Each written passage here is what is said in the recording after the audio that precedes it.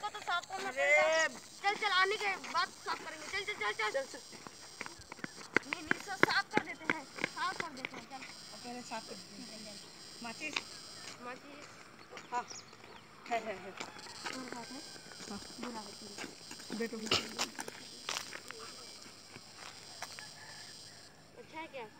अच्छा तो है ये वहाँ पर रख दे।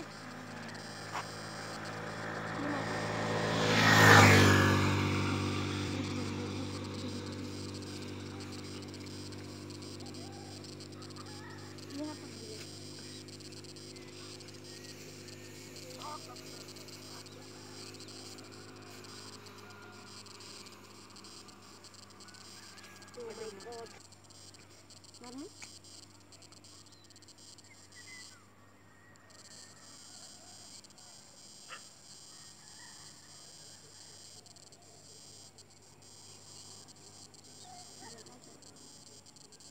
जल गया। चल जाते हैं अभी। चल रुक रुक रुक बुरा दिलाते हैं। ठीक है। अरे पूरा जल गया है यार। रुक ना इसको भी जला दे। हाँ सबको जला देंगे। रुक जल्दी रुकेगा फिर तो जलाएंगे ना। हो गया। चल जो जाते हैं। अरे बहुत हो गया।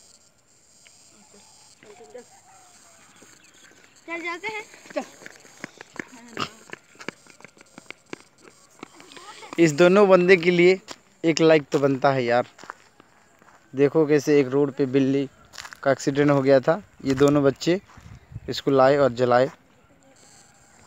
इनका शुक्रिया दिल से धन्यवाद।